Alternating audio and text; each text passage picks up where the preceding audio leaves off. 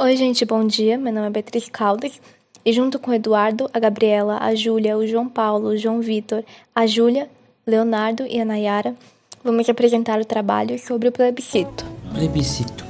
Plebiscito do latim plebiscito, decreto della plebe, é um voto ou decreto passado em comício, originalmente obrigatório apenas para os plebeus.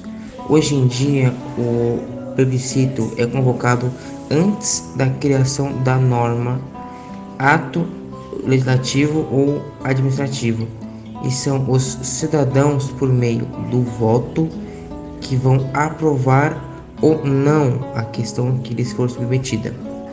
Plebiscito e referendo. Apesar de se considerar plebiscito como sendo o mesmo que referendo, a verdade é que os dois conceitos podem significar ações muito diferentes e que podem, por vezes, ter significados opostos e serem radicalizados.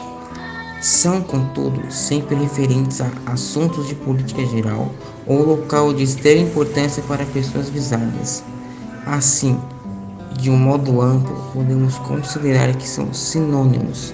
Por outro lado, de um ponto de vista específico, os termos podem apontar para conceitos diferentes, consoante os autores ou contexto em que são aplicados. São, contudo, sempre referentes a assuntos de política geral ou local de extrema importância para as pessoas visadas. Assim, de um modo amplo, podemos considerar que são sinônimos. Por outro lado, de um ponto de vista específico, os termos podem apontar para conceitos diferentes, consoante os autores ou o contexto em que são aplicados. Assim, podemos dizer que plebiscito é uma consulta ao povo antes de uma lei ser constituída, de modo a aprovar ou rejeitar as opções que lhes são propostas. O referendo é uma consulta aos povos após a lei ser constituída, em que o povo ratifica, sanciona a lei já aprovada pelo Estado ou a rejeita. As institutas de Justiniano, para evidenciarem a origem dos plebiscitos, procuram mostrar a diferença entre plebe e povo. Dizem que povo significa todos os cidadãos, incluindo os patrícios e os senadores, e que plebe apenas os demais cidadãos. A história da reação dos patrícios e plebeus contra a arbitrariedade começou depois da queda da realeza. A revolução do ano de 245 de Roma deu à aristocracia a mais completa ascendência sobre o povo e a plebe, que no momento oportuno organizou os seus planos de reivindicação do poder e de direitos que, até então, lhe eram recusados. Para ganhar autoridade legal com aplicação a ambas as classes, 3 leis foram promulgadas, caracterizando cada uma um novo aspecto da autoridade dos plebiscitos.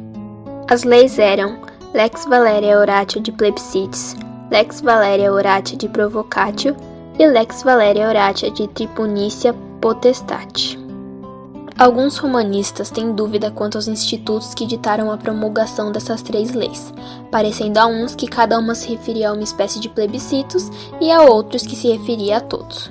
A intervenção direta do povo na formação das leis dos plebiscitos manteve-se até que o Senado tomou a si a atribuição de legislar, ao lado do imperador, desprezando o voto popular, como, mais tarde, fez o príncipe dispensando a colaboração do Senado. O plebiscito no Brasil.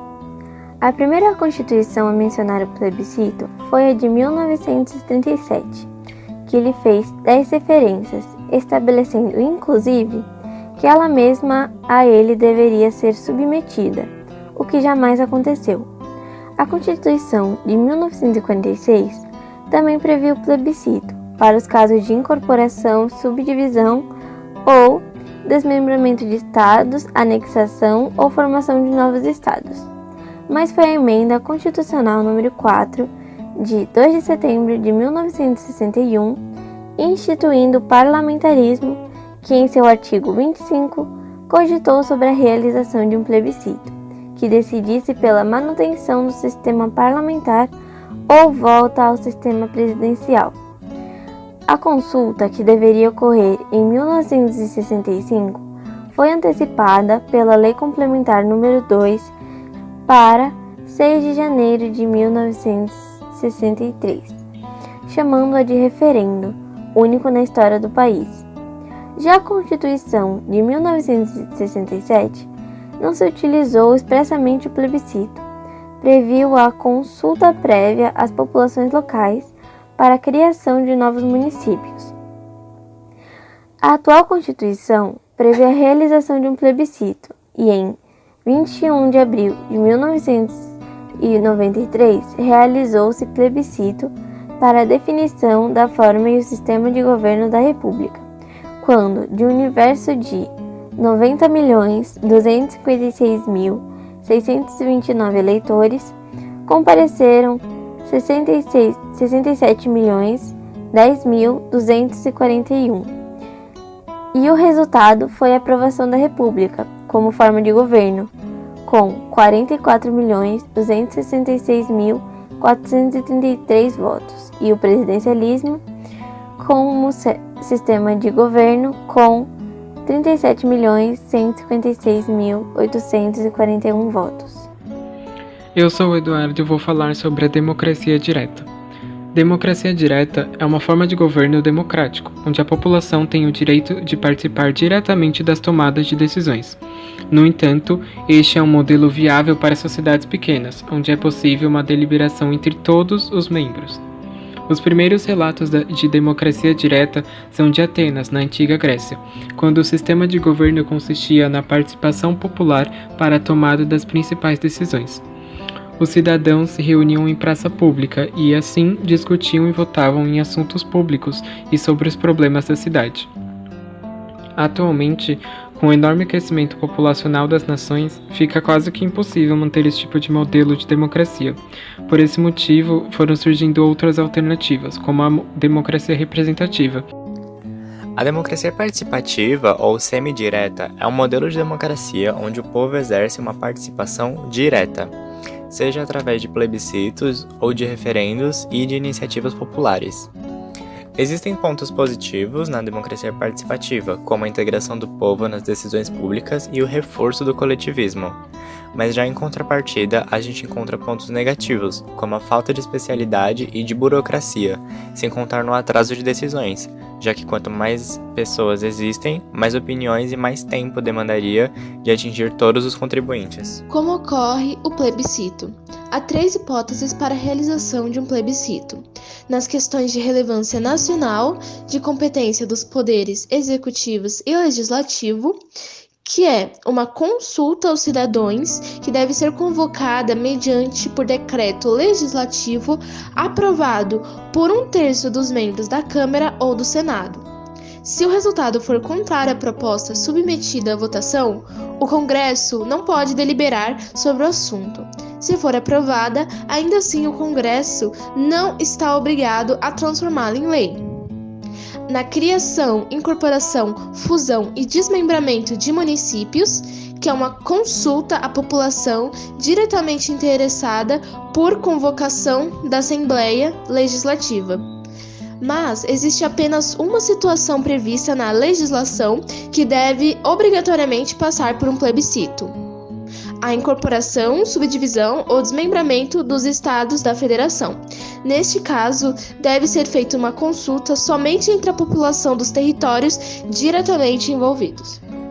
É convocado por decreto legislativo da Câmara ou do Senado, com uma proposta que deve ser assinada por no mínimo 1/3 dos deputados, 171, ou 1/3 dos senadores, 27.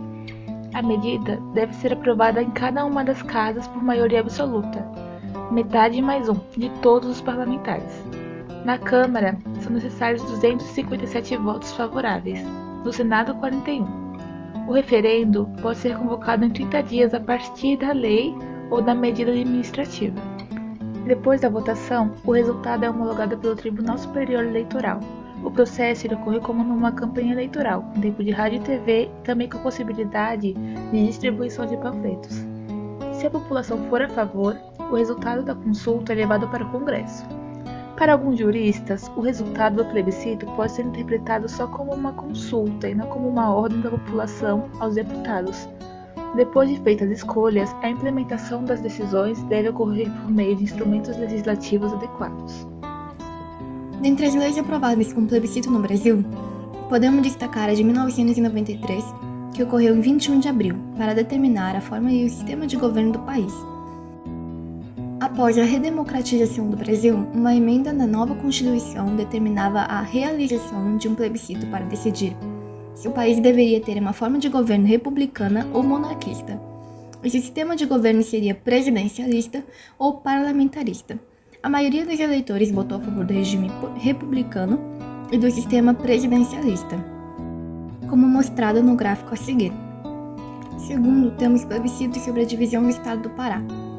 Ele ocorreu no dia 11 de dezembro de 2011, sendo considerado o maior plebiscito regional da história do Brasil, tendo como proposta a divisão do estado em 3, Pará, Carajás e Tapajós. Segundo o Tribunal Superior Eleitoral, o custo do plebiscito ultrapassou 19 milhões de reais. Nas perguntas presentes nas cédulas eram: você é a favor da divisão do estado do Pará para a criação do estado de Carajás? E você é a favor da divisão do estado do Pará para a criação do estado de Tapajós? Como resultado, a maioria da população votou não para a divisão do estado, como mostrado no gráfico a seguir. E por fim, o plebiscito sobre a criação do distrito em Campinas. Ele ocorreu no referido município no dia 5 de outubro de 2014. Ele decidiria se as regiões de Ouro Verde e Campo Grande seriam ou não elevadas à condição de distritos administrativos. Foi a primeira vez que um plebiscito foi realizado junto às eleições gerais. O seu objetivo era trazer mais autonomia aos distritos e sua desvantagem era o aumento na despesa dos bairros em torno, que não entrarão na área do distrito. As perguntas presentes nas cédulas eram: você é a favor da criação do distrito de Ouro Verde? E você é a favor da criação do distrito de Campo Grande? Ao final da votação, a maioria dos votos foram sim, como mostrado no gráfico a seguir. Bom, gente, esse foi o nosso trabalho. Eu espero que vocês tenham gostado. Muito obrigada e tchau!